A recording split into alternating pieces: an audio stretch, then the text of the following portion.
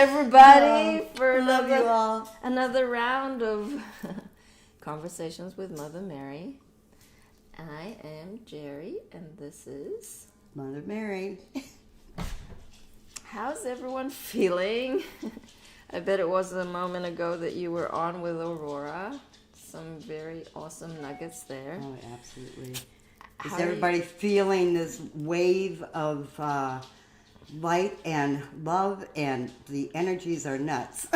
Yeah. It's just amazing the things, the energies that are coming to us in physicality, even through the sun, the solar flares. What's been happening? Oh my goodness, there's been eruptions on the sun, and they're hitting the earth in these moments. Yep. And so everyone is maybe feeling a little bit scattered, a little bit like, what the F is going on here, and just seeing and feeling the energies are just like, it makes you take these moments and breathe. And breathe through your nose and breathe in love. And breathe out love 3 times. How's Facebook doing? Let's have a look. As good as got sound? Awesome. Yeah. we got one of those. I'm a milestone follower. Oh, Rora's a milestone follower. Nice, Yeah, I have beautiful. seen like anniversary followers. So milestone must be like you're coming of age, like 2-year following Lovers One or something. Oh, nice. Yeah, I've seen anniversary followers. So well done those who have made the ranking of anniversary followers. We love you all. Yay. So A Mother thumbs Mary, up. we have been receiving a lot of codes and downloads through various media, articles, movies. What did you want to share today? Anything? Any pings? Any Ashtar channelings? Any conversations you've had with the other realms? Yeah, well, the other realms are actually in preparation. They are feeling these energies, and because there are horrendous, well, maybe not that word. This day, we just need to send out our prayers and love to all of the children and bring these energies around to love. It's fun to dress up for Halloween. This is obviously Halloween night, and I don't even know if the children are allowed to go out because of the COVID stuff and what have you, but there are a lot of happenings going on around this planet as everyone is waking up and feeling these energies becoming more and more intense. And what does it all mean? We don't know shit. We don't know shit. We don't know what it means. We just need to breathe and feel and just let it flow through.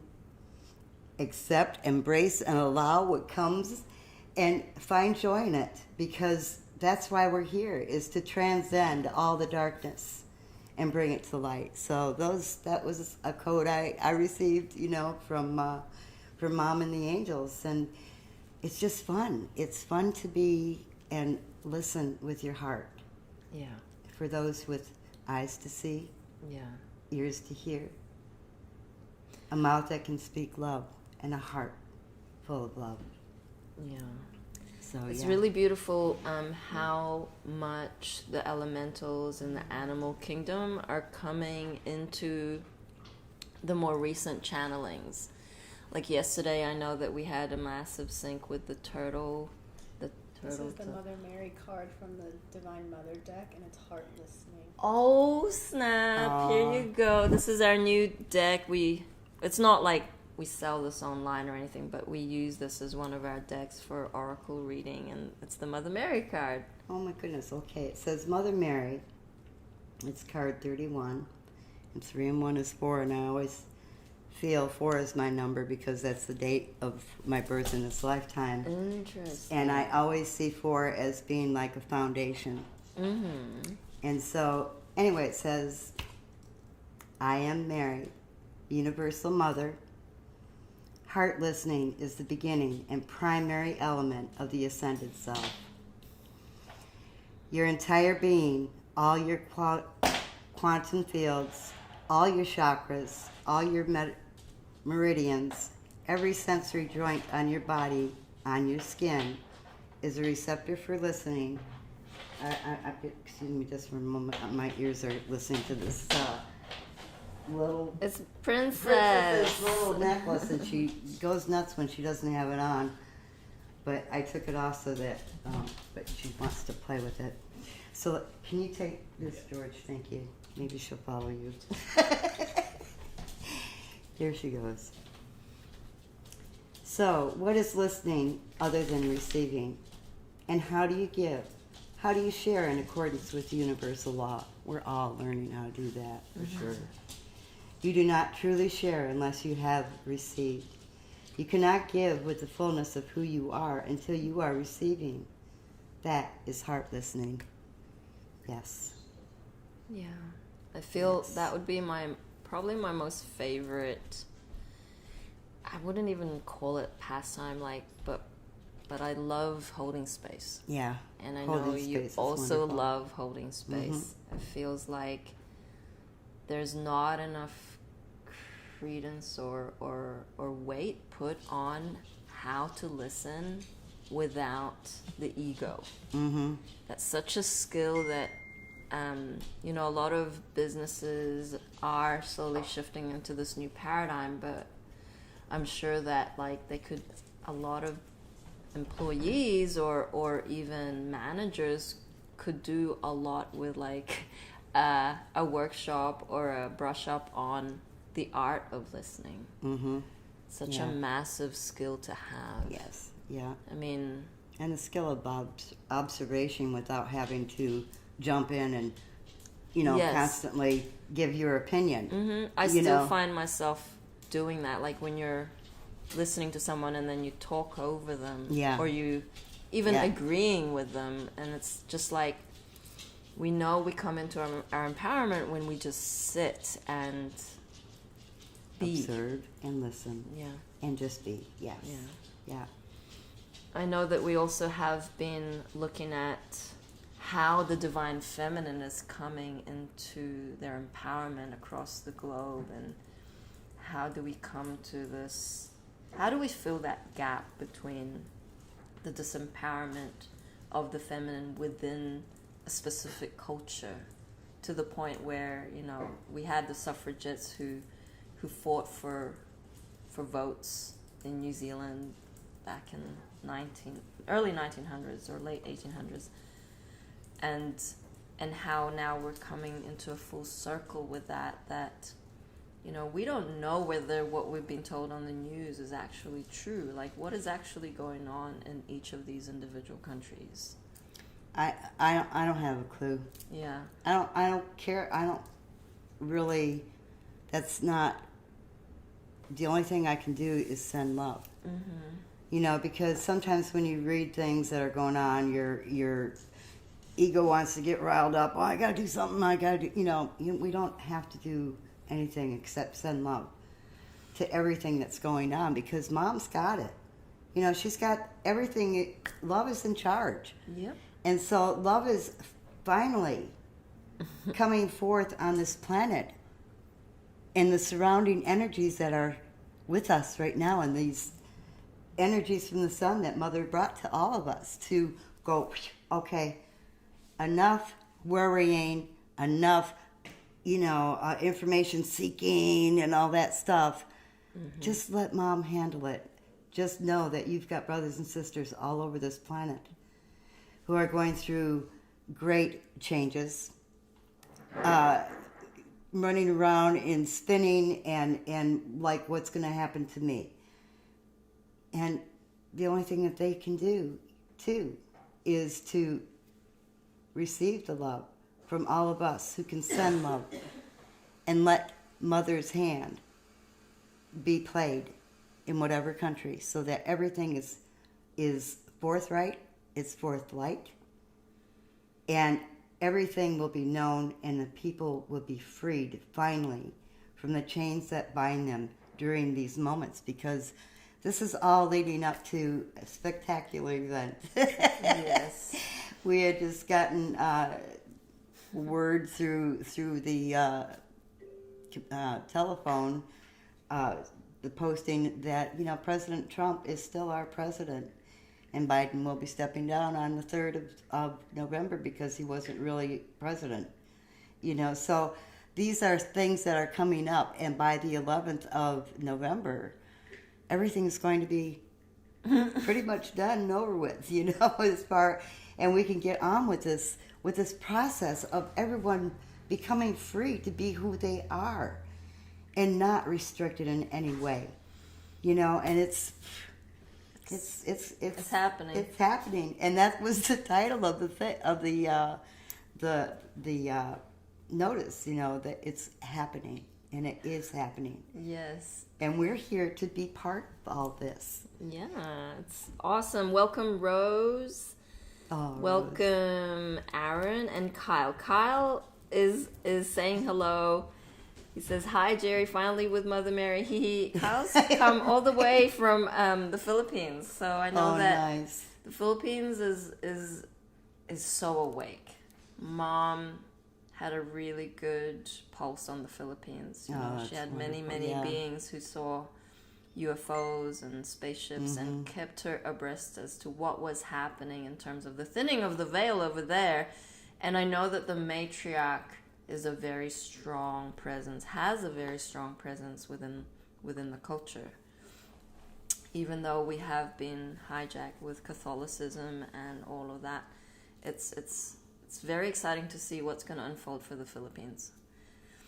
Did you want to share? I know that Kim Michaels, we had shared a little bit of his channel this morning with regards to the denial and the hatred for the feminine, the god feminine. Yes. But it was such a long article, and I know that you...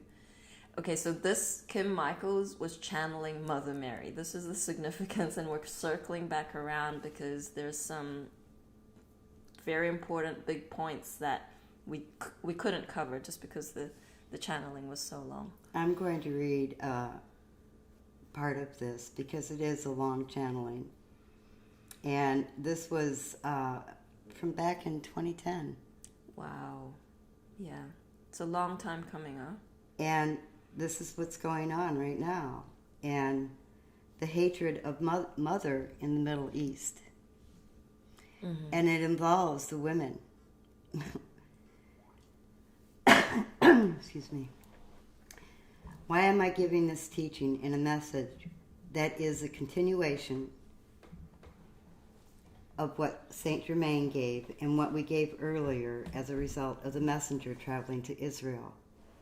I am giving it because there are few places on earth where you find a concentration of the hatred of the mother as you find throughout the Middle East. Yet even when you look at the map of the Middle East, you see the strongest concentration of hatred of the mother is found precisely in the city of Jerusalem. There are certainly other centers where hatred of the mother is very strong. Among them are Cairo in Egypt, Mecca in Saudi Arabia, Baghdad in Iraq, Tehran in Iran, the major cities of Pakistan, even Lebanon, Turkey, Syria. They all have their focuses of hatred of the mother. They may be all shaking their heads, saying, no, we don't. But the most concentrated hatred of the mother is indeed Jerusalem itself.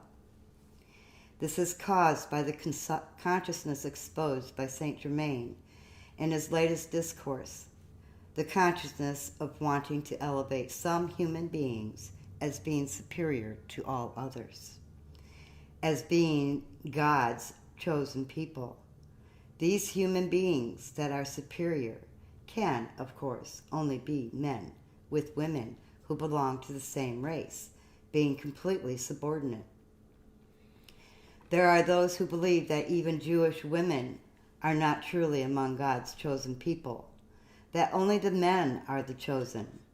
There are even some who believe that only the men will enter the kingdom of heaven.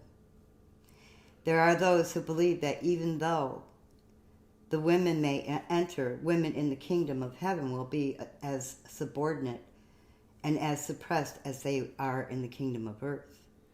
For these people think that the kingdom of heaven is simply an extension of the kingdom on earth that they are seeking to create on earth. They think in their arrogance that the way they imagine the kingdom of heaven is the way the kingdom of heaven really is. They fail to see that what they are striving to create on earth is only their own imagination, their own graven image that has locked their imagination on a particular form, so that their imagination has been separated from the river of life. This is constantly imagining more and more than the old, rather than more of the same. So they think that their imagination, which they have decided to stop, to kill, can also kill the flow of the river of life. They are, of course, being challenged by the fact that even though they now have a state of Israel, they do not truly have the kingdom that they are meant to have. For the Muslims built that abomination on the Temple Mount. They cannot tear it down, and thus they cannot build that temple, which they see as the literal doorway to the kingdom of heaven, as if there could ever be a physical doorway to the kingdom of heaven. Nay, my beloved, it cannot be done. There is no physical structure, no physical place on earth that is the literal or physical doorway to the kingdom of heaven. Look beyond the structures defined by men. Neither is there any structure, any scripture, any physical line of authority that is key to the doorway to the kingdom of heaven, as the Catholics envision. That Jesus gave the literal keys to the kingdom to Peter, based on that misrecorded, mistranslated, and misinterpreted quote from the Gospel of Matthew. And thus I seek to help you see that the desire to establish a physical kingdom on earth, a physical temple on earth, or a physical organization on earth indeed is a misrepresentation of the process of life. Thinking that something on earth is the entry into the kingdom of heaven is a complete perversion of the reality of the Father, and therefore seeking to force the mater like to take on and maintain such a matrix is the extreme expression of hatred of the mother. Thus, if the Jews were indeed to gain control of the Temple Mount and build that elaborate temple that they envision, that structure would be indeed the abomination of desolation, standing in the holy place where it ought not. For the true holy place is within you, as Christ attempted to help the Jews accept 2,000 years ago, and as they are still rejecting to this day. Why are the Jews rejecting the concept that the kingdom is within you? Why did they reject it back then, and why are they rejecting it now? Well, as Saint Germain said, it is not truly the Jews who are rejecting it. It is those who have this insatiable desire to feel that they are better than others, and therefore want to outplay that drama, to create something here on earth that makes them feel that they are better than anyone else, that they are superior. Excuse me. And thus, it is not the Jews as a race.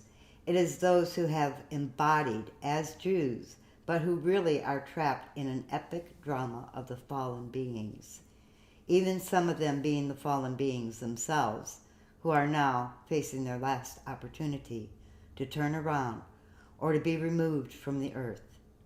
Can you see that unless it is possible to create some structure here on earth that sets people apart from others, then it's not possible to feel that you are better than other people?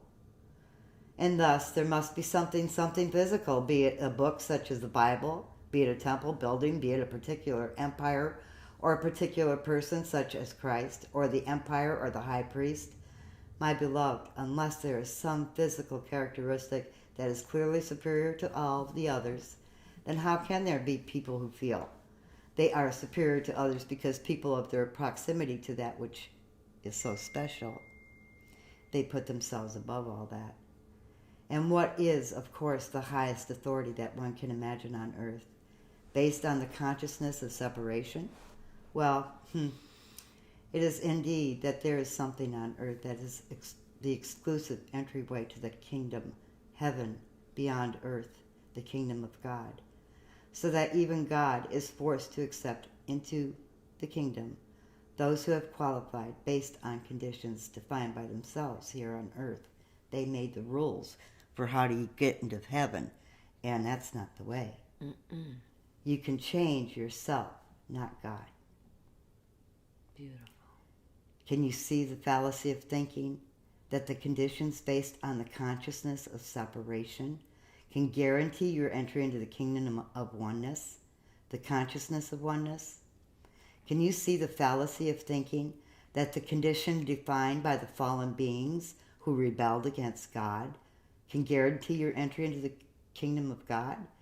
Can you see that there is nothing more than the ultimate arrogance of the fallen beings thinking that they can indeed force God to allow them into the kingdom without having surrendered to the very consciousness that sets them apart from oneness? Can you see that you will never, ever change God? You will never force God. You may force all human beings on earth to believe you're in your graven images, to work that graven images before the living God. But it will have no effect on the living God. For the living God says, transcend yourself as I am constantly transcending myself. And you will be in my kingdom wherever you are. Just as Christ said, be ye therefore perfect, even as your Father, who is in heaven, is perfect. But what was the Christ vision of perfection? It is constant self-transcendences. What is the fallen vision of perfection? It is some ultimate state that becomes that because it is ultimate does not need to change and therefore cannot possibly transcend itself anymore. They've gone distant, they've gotten there because they're superior in their own delusion. Yes. So it has, but what could be the ultimate unless it had, could be the ultimate unless it has form? And what could be truly perfect that has form? Nothing. Only that which is formless is ultimately perfect. Yeah. And there are the article continues on, but this is an amazing article to finish reading. There are dreams based on the hatred of mother. Mm-hmm. And the messengers who have gone to Rome to let Rome know, but these are the moments. Wow. Everything is going to be exposed and is being exposed. The kingdom of the queendom of heaven on earth, as it is in heaven, is at hand. And we are here to stand up and say, I surrender to love. I give my heart and soul and being to the God of creation, who knows all, who knows what's going to happen. I surrender. I send love to everyone. I command all of my atoms into right action. And they can't do anything other than be in right action for the highest good for all creation. And, God is all. Yep. That was a beautiful, intense read, Mary. I'm sure that there's just so much more to... Heart opening on there. Yes, the heart opens because the process of coming from the mind into the heart, it's counter... For the ego, it's counterintuitive. It's like it goes against the flow of the program, of all those neural pathways that have, for a long moment, lifetime after lifetime, gone this way. We're severing those neural pathways. We're actually upgrading our DNA into something that we ourselves don't recognize. And that's where this angst comes from. There's a lot of anxiety within the collective consciousness, a lot of depression, a lot of mixed bag of emotions, feelings, frequencies, that unless you're surrendering you're gonna hit block after block after block in physical symptoms, in arguments with others, in a lack of awareness, I feel. Yes. Because, like, I really observe the way that you surrender during these portal energies and big, massive days, such as Halloween and any day that is significant to our vessel embodying and anchoring. Because that's not what is seen. Right. It's something that is felt. And you're not necessarily going to understand that unless you have been doing that inner work and familiarizing yourself with that cycle. And this morning, I mean, yesterday I'd mentioned on stream that I was in such a spin, and there's this overflow of that spin to today. I was super emotional, and I knew that I had to like correct that somehow before coming on again onto the live stream. And so I just surrendered. I said to Mom, I know that I need an upgrade. I'm just going to go down for a nap for half an hour. Angels wake me up when it's highest. And boom, like I centered again. I knew the body needed something other than what I could accept and embrace and allow. And that's when you totally have to surrender. Like, Right. Obviously, I was pushing for to be in service, to be on the computer, and the computer was glitching out on me. The internet kept going in and out, and those blocks are telling us messages something to tell you that we're in resistance. And so that's where, like, okay, so I'm not working on a linear time. I need to surrender to what is, and that is where, like, I've come back to center now.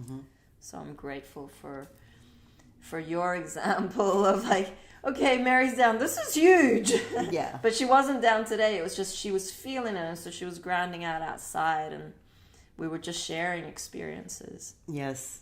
Yeah, I'm telling you, it's wonderful to be able to go out and touch the grass under your feet and totally ground with Mother. Light up a cigarette, ground yourself. We've been told that, tobacco is not good for you, but, the team smokes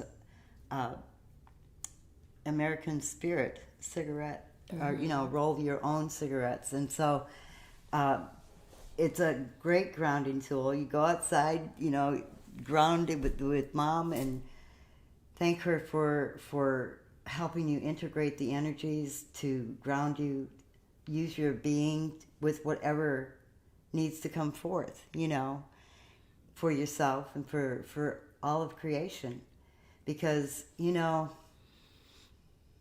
it's not that I've been hiding. Maybe I have been, from being on the stream in physicality. I was on, the telegram and everything, but to get in front of a camera, to talk to all the, however many brothers and sisters, however many are getting paid to watch conversations with Mary, I need to stop hiding it, because we've all got codes for each other.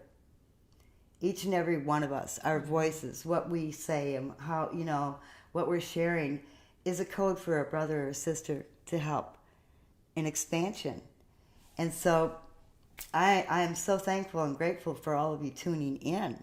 And that this, all of our streams are so important, every single one. And there's so much flowing right now. And there's so much to tap into, to look into inward. And, these are the moments. Just breathe and, Enjoy the ride. Enjoy the ride. Woo! Yes, no seatbelts.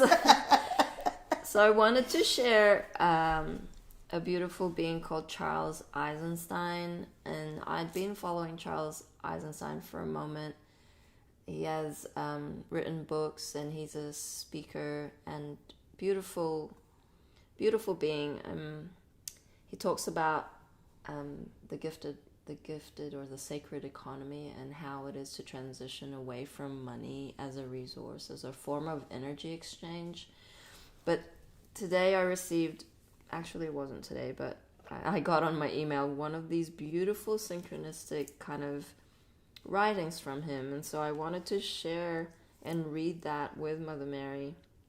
So the title is Time to Push, and he quotes a Carl Sagan, "Sailors on a becalmed sea, we sense the stirring of a breeze."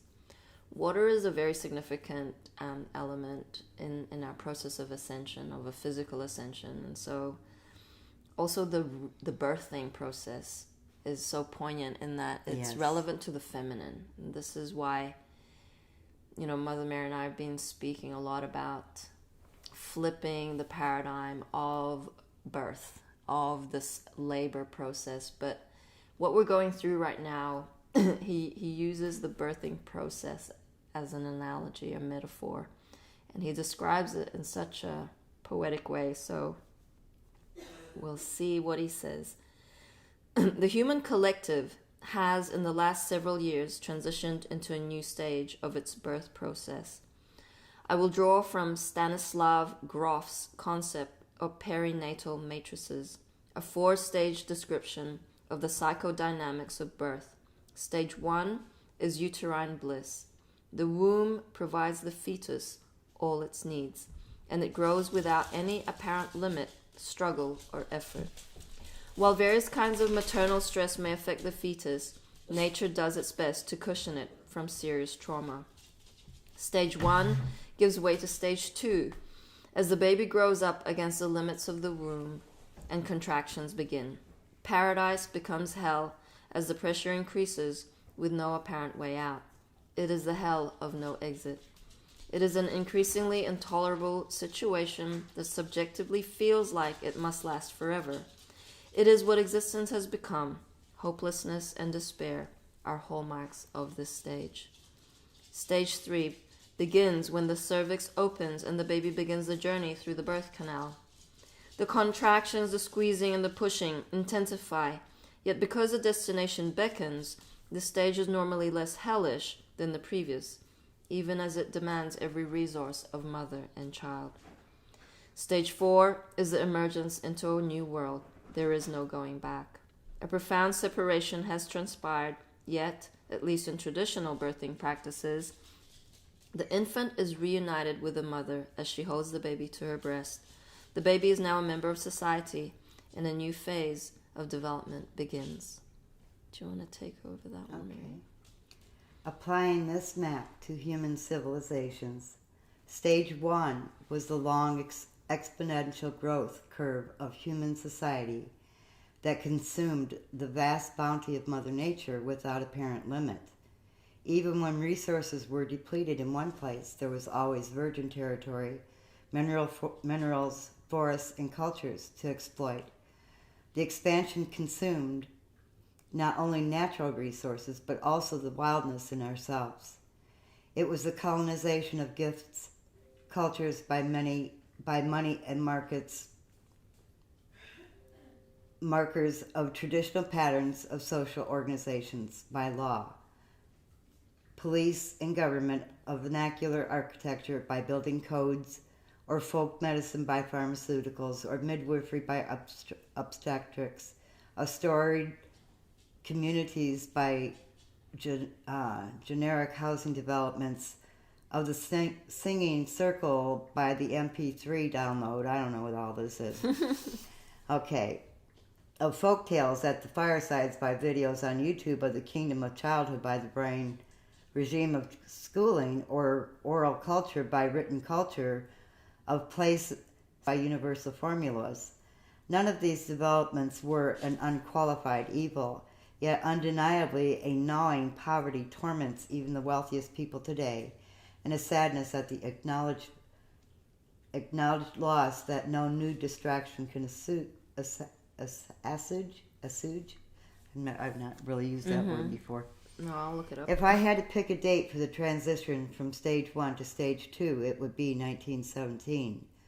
After 3 years of the First World War's industrial-scale savagery, there was a moment when the dark suspicion firmly took root that maybe science, reason, technology, and their industrial application would not be humanity's deliverance after all. Some people started to see that civilization had hit a dead end. The womb was still commodious then, but the pressure was growing. I'm speaking here not so much of ecological limits to growth As I argue in my climate book, if we lose our remaining computations about destroying all that is beautiful and alive, Earth can accommodate our expansion long into the future. Rather, I'm speaking of that feeling of futility and senselessness, no exit, that germinated around the time in the existential movement. We are still growing, but weren't getting anywhere. That's what happens in the birthing too. That's in the century since, that feeling has spread beyond the culture avant-garde to engulf the mass of the developed world. In fact, it accompanies development in places that are still developing according to the industrial model. Hope still animates development's promises, but as development's proceed, so the emptiness of its promises become more obvious. The result is a collapse of sense, meaning, and identity that escalates as our inherited means and methods reportedly fail us. No longer do science and technology, modern medicine and robotic, social science and rational government promise paradise. Those promises languish in the museum of 1950s futurism. Today, their best offer is merely to make life tolerable, to restore normality, or to achieve sustainability. So might also the fetus think, as the pressure bears down from every direction with no apparent way out, how can I make this a little more tolerable? He shifts and squirms, yet no relief can he find. I know I'm not alone among the culturally sensitives who have started to object hopelessness in the face in the last year. But now I feel that the winds have changed. The ship continues forward and under its old inertia, but a new breeze is stirring. As the cervix opens, the contractions do not subside. They intensify. We are on the brink of social convulsions, beyond anything we have ever seen in America for 160 years, and in Europe for 70. In other places, this process is telescoped into a shorter time span and mashed all together in an accelerated, nonlinear jumble. The contractions may take the form of economic collapse, natural disasters, political turmoil, or social conflict. Old certainties, generations, or even centuries standing will dissolve with astonishing speed. The new breeze stirring has blown in a storm. The clouds are no longer just on the horizon. We hear the rumble and the thunder before the deluge, supply chain disruptions, forest fires, floods and droughts, civil disturbances, transportation system breakdown, internet and power outages, political extremisms, accelerating inflation, and so on. As the saying goes, this is when the shit gets real. You can continue on from there. Sure. For many people, it already has. The underclass, the sick, the persecuted, the hungry. They've been relatively invisible to the bulk of society. Mesmerized it has been by the spectacle. Increasingly, though, the problem of Jay-Z or Kim Kardashian are no longer so fascinating. Sports, celebrity gossip, and entertainment will no longer be able to keep reality at bay. The news becomes no longer a story on a screen. It invades life. Events start happening to us, not to someone else somewhere else. Normal will cease to exist because we are now in passage. It is beginning.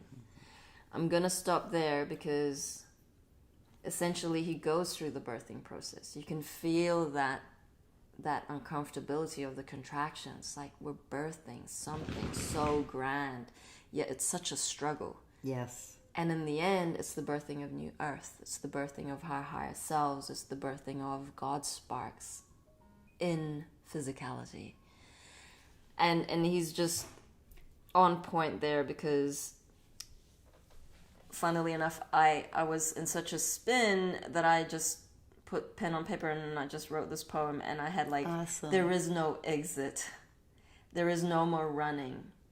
Like, we have all of these external vices, if you like, addictions to making something feel better inside by doing something external. That we've come to a point of our mastery and our energetics that really we need to level up and feel that angst, feel that abyss, feel the void, because something is birthing within us that we don't recognize, that we need not be afraid of. And many of us are missing that mark. That gap is still so big for some, is because you still want to run away from it. You still want to run away from the dark, which is inside of you, or the past, or the trauma, or the old. The old program is dissolving, and therefore there is nowhere else to go. And these concepts are all very well and good in the intellect, but it's not until you're going through it with your experience that you suddenly come to yourself and say, oh, okay, this is big. This is about me stepping up into my grandness. This is about me dissolving all of those external entertainment, because saving someone or helping someone is still entertainment. There's there's nothing else. It's called life. Yes. Living life, and yes, in being in the flow. But in a way that's intentional, not in the way that's robotic, because the ego gets very sophisticated and it will pretend that it's doing the highest work of service. But are you escaping something else? Where's the intention? Where's the frequency? Mm-hmm. And I feel like that's what we do within the field. We've been trained to really feel into, why am I doing this? Am I doing this so that I can be validated? Am I doing this because I have to? Are you doing it in joy? And that's something that you are very good at, Mary. Is I ask so many questions. I know. It's just such a different stage in your maturity, Mary, that I'm like, my brain hurts, and you're like, when, where, why? We were taught to ask who, what, where, and why. Why is this happening to me? But I do know that one thing that expansion, yes. One thing that we have, I know that we have beefs over certain things, but the amount of chats, the amount of information that floods the phone, that's something to breathe into. Yeah.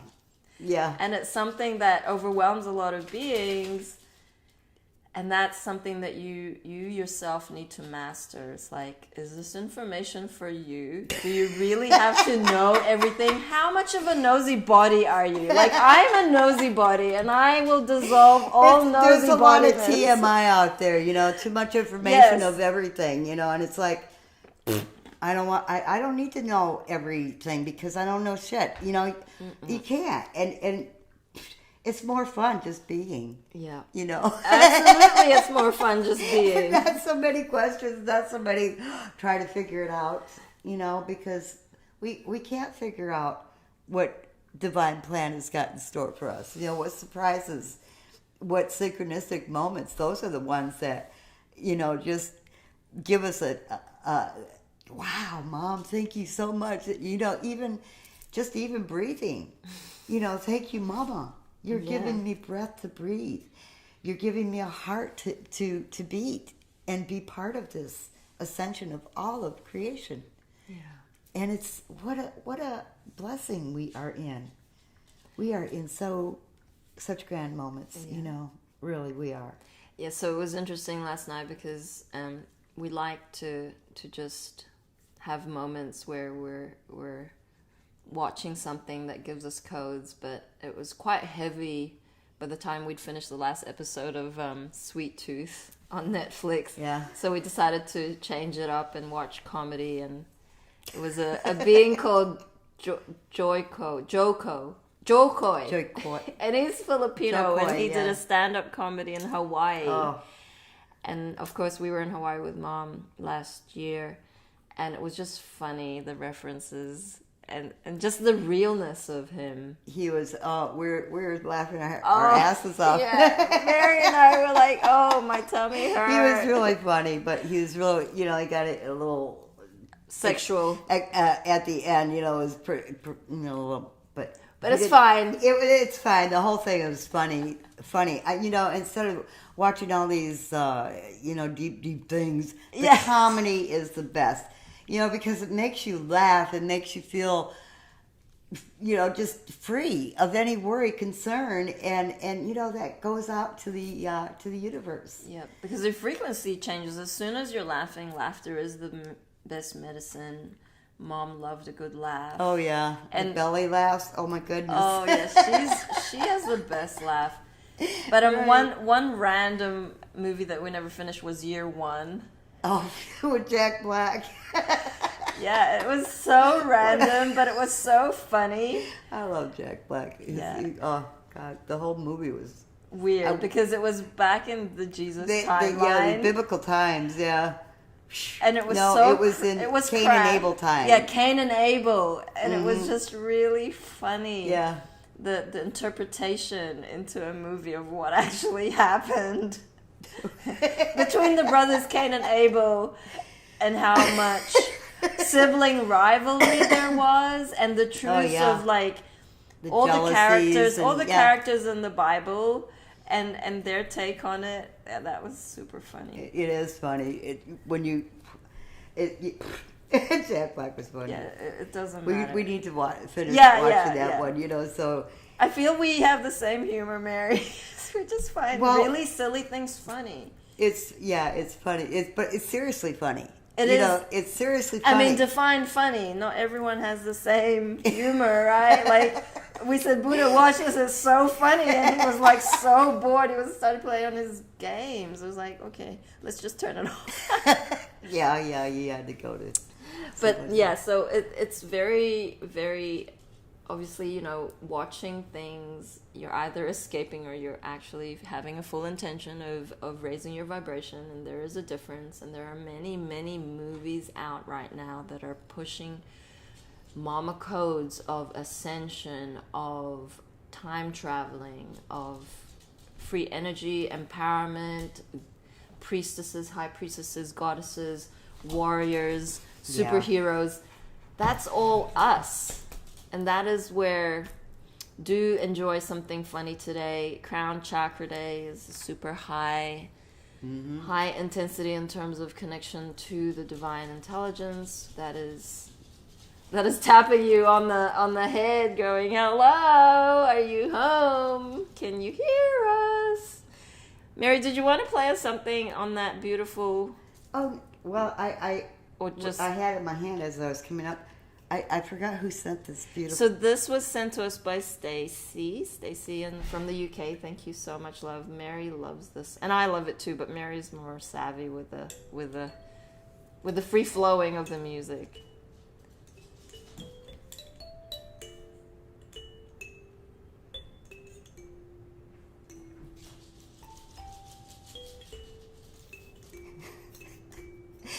One day I was sitting outside and I was just playing with this harp. It's a finger harp, and I'd never held one before, or and it just got rediscovered. Yeah, I didn't even know that kind of instrument existed. It's called a kalimba, and I've been watching some tutorials. It's super fun. But this is fun. These are it's a fun little thing you can. But I was sitting and playing on here, and the team was going for a walk, and I was asked if I wanted to go, and I said, yeah, no, you know what? I'm sitting here playing this little harp. I'm in heaven on earth. I'm watching this whole parade of the company of heaven going by in the clouds. It was like sitting on a cloudy playing angelic music. These little instruments like this. I don't know if it's there. Anyway, and I just and it's just an awesome little thing to to sit and play with, and I'm so thankful that it was rediscovered. It's very in the household here, very much a fairy kind of music. Yeah, perfect for a merry fairy. And some people want to get used to the. I don't even look at my fingers. No, you play so naturally.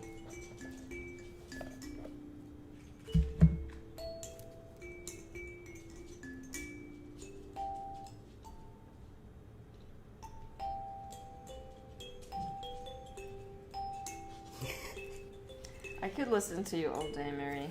Let's pull a card. Yay! It's an animal spirit card. And we shall see what message Mother God has for humanity through the animal spirits. Oh, yes. You want to come up here since you're an animal? Here you go, Mary. I can't. It's a big deck, It's a big actually. Deck. Come up here and help me choose. Yeah. Which one, Which princess? one, Which one? Sniff it This- out. This one? Yeah. Yeah, Okay. that licky. Okay. Licky, licky. Got it.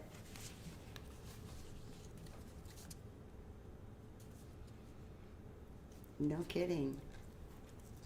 It's Wow. Oh, stag spirit. the stag spirit. Oh, it's the one on the cover too, Mary. Pull it up. Oh, it is. And this is Sweet Tooth. Sweet Tooth. Oh my goodness. Hybrid. That's right. That's is right. the A hybrid deer. What yes. number are we? We are at. Let me see. I can't see very well close. 58. Wow, That's 13. 58. That's a 1 and a 3. Mama's. It says take the lead. Here you go, Stag love. spirit. This is a message from Mother Mary. For all of. Yes, for all of For humanity. all of us. From Mother Mary. Stag spirit, take the lead. Whether or not you have set your intention to lead, you may have found yourself suddenly called to step up to the forefront of your life. Stag spirit is a reminder that now is the time to heed the call to be sure, strong, and compassionate. Boy, she's just a dancing away over there. She's super Buddha's excited. coming up. Yay, she's dancing for him. Others will look to you, and you have it within you to see through the eyes of stag spirit and walk with confidence as you take on the responsibilities that are yours. Hang on. That are yours now, and model integrity in all that you do and in all your relationships. Be willing to see the best in others, so that your compassionate heart keeps you on the right path. Stag spirit wants you to know that your responsibilities now are to yourself too. For you are learning and developing new skills. The best in you is coming into view as you step forward with strength, knowing that spirit supports you as you compassionately take the lead. You are a model for transformation now, sharing your experience, strength, and hope with others, so they may grow and discover their best selves too. What a gift you are. Stay humble and authentic, and walk your talk, for this is how a wise leader leads. Others may not be as far along as you are on your journey. When stag spirit appears in the protection position, you are called to be compassionate and patient as you find yourself leading the way. When others struggle to follow you, they may be unsure that you can be trusted, challenging you to be kind and strong, challenging your value and questioning your worth. Know that Spirit has put you in this place at this time for a purpose and will not abandon you when you need help with your new responsibilities. Or perhaps you are actually uncomfortable leading, may be temporarily trapped by your small self and are therefore promising yourself too strongly. Afraid that others might see weakness or imperfections in you. Let go of your fears and let stag spirit remind you and reheart you that you have what it takes to lead wisely and ethically if you practice self-honesty and listen to others who wish to support you.